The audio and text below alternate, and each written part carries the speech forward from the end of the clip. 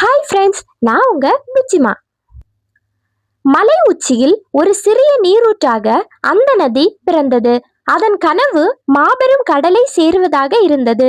பிறக்கும் போதே தெளிந்த நீரோட்டத்துடன் துள்ளி குதித்து ஓடும் உற்சாகத்துடன் அது தன் பயணத்தை தொடங்கியது. வழியில் இருந்த சிறு கற்களும் புற்களும் அந்த நதிக்கு வாழ்த்துக்களை சொல்லி வழி அனுப்பி வைத்தன. சூரியனின் கதிர்கள் அந்த நீரின் மேல் பட்டு வைரம் போல ஜொலித்தது. அது நதிக்கு பெரும் நம்பிக்கையை தந்தது.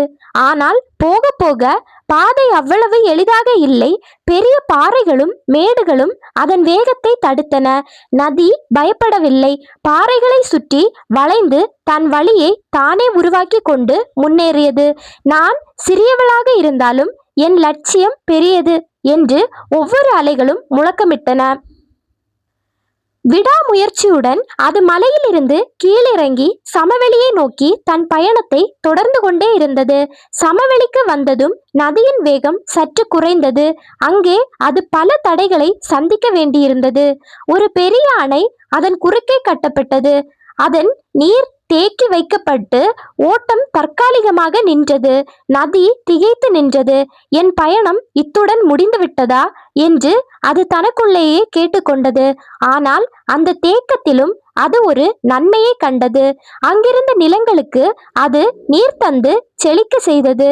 மனிதர்கள் அதன் நீரை பருகி தாகம் தீர்த்தனர். செடிகளும் கொடிகளும் அந்த நதியை நன்றியுடன் பார்த்தன. மௌனமாக இருந்த அந்த நாட்களில் நதி தன்னை இன்னும் ஆழமாக்கி கொள்ளவும் பலப்படுத்தி கொள்ளவும் கற்றுக்கொண்டது. தேங்கி நிற்பது தோல்வி அல்ல, அது அடுத்த கட்ட பாய்ச்சலுக்கான ஒரு ஆயத்தமே என்பதை அது உணர்ந்தது.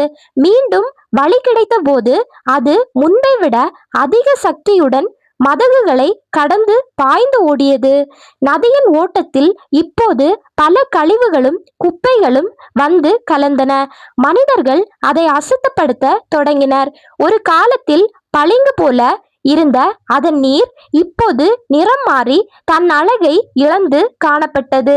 நதி வேதனைப்பட்டது. நான் மற்றவர்களுக்கு நன்மை செய்யத்தானே ஓடுகிறேன், எனக்கு ஏன் இந்த தண்டனை என அழுதது.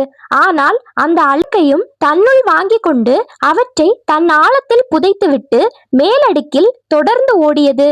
ஓடிக்கொண்டே இருந்தால் மட்டுமே தன்னைத்தானே சுத்தப்படுத்தி கொள்ள முடியும் என்கிற ரகசியத்தை அது அறிந்தது. எவ்வளவு குப்பைகள் வந்தாலும் அது தன் இலக்கான கடலை நோக்கி திரும்புவதை ஒருபோதும் நிறுத்தவே இல்லை. வழியில் இருந்த மரங்கள் சொன்னது, கவலைப்படாதே நதியே, உன்னை புரிந்து கொள்ளாதவர்கள் உன்னை அழுக்காக்கினாலும் உன் குணம் மாறாது. அந்த வார்த்தைகள் நதிக்கு மருந்தாக அமைந்தன. அது மீண்டும் உற்சாகத்துடன் தன் பயணத்தை அடுத்த கட்டத்திற்கு நகர்த்தியது. நதி இப்போது ஒரு பெரிய நகரத்தை கடக்க வேண்டியிருந்தது.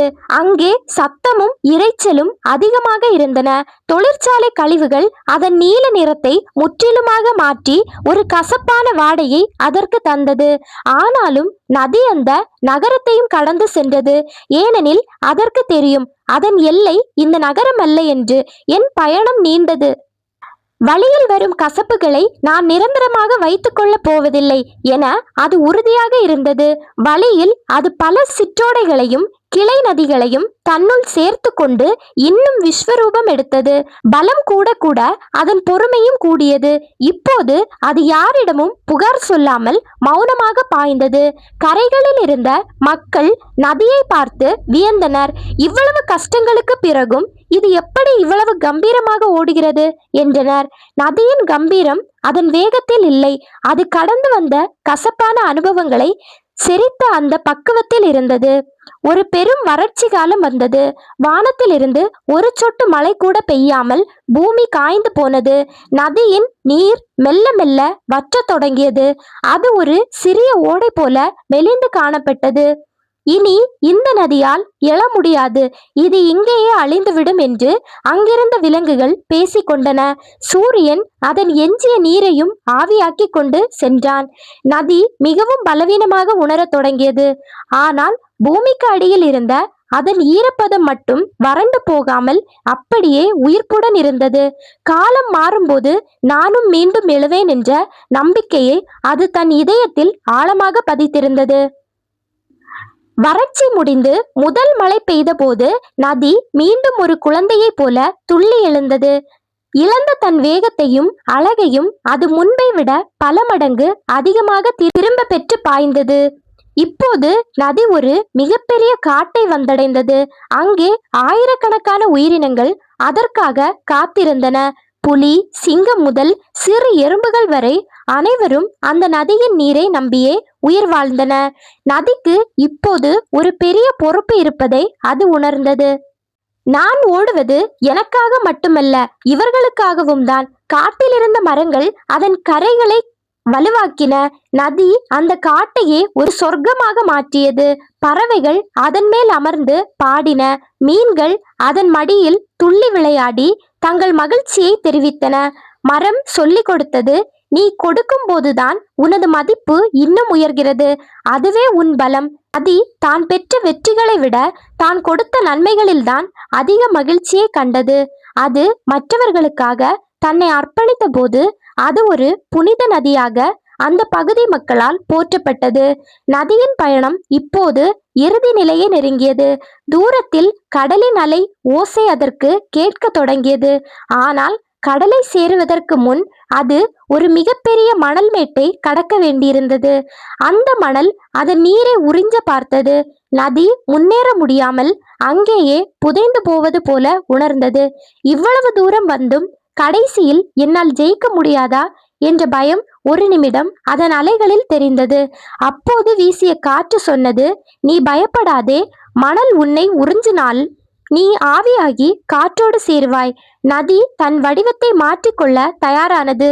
அது தன் பிடிவாதத்தை விட்டுவிட்டு பக்குவமாக அந்த மணல் மேட்டை கடந்தது. தோல்வி பயத்தை வென்ற அந்த நொடிதான் அது ஒரு உண்மையான வெற்றியாளராக மாறிய தருணமாக இருந்தது. எத்தகைய தடைகள் வந்தாலும் உருமாறி முன்னேறுவதே ஒரு திறமையான பயணத்தின் அடையாளமாகும். இறுதியாக அந்த நீலக்கடல் நதியின் முன்னே விரிந்து கிடந்தது.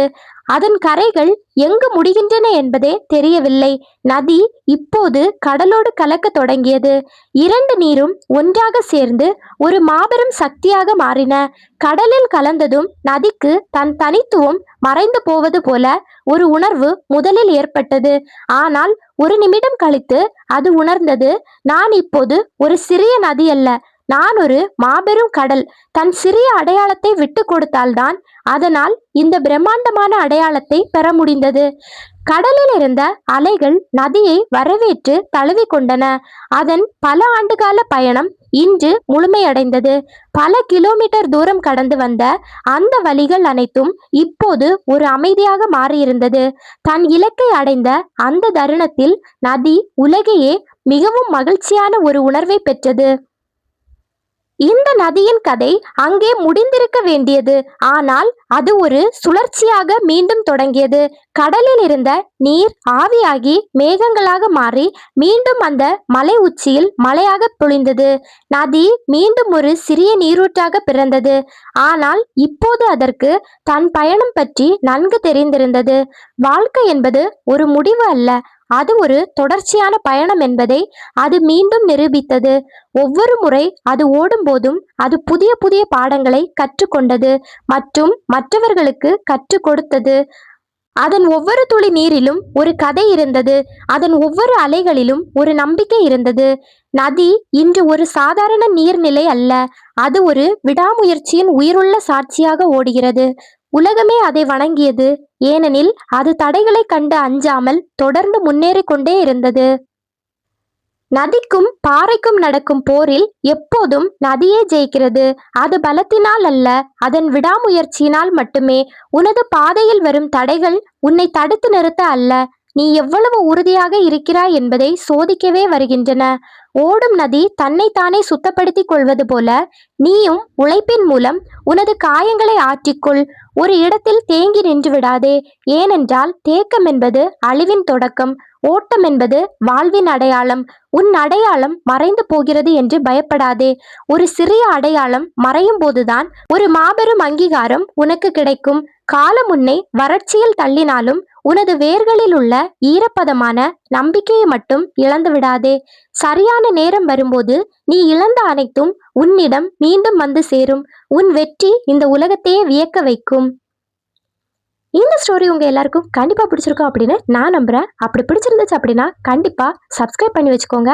உங்க ஃப்ரெண்ட்ஸ், ஃபேமிலி எல்லாருக்கும் ஷேர் பண்ணி விடுங்க. இனி ஒரு பெரிய வீடியோல சந்திக்கலாம். அது வரைக்கும் பாய்.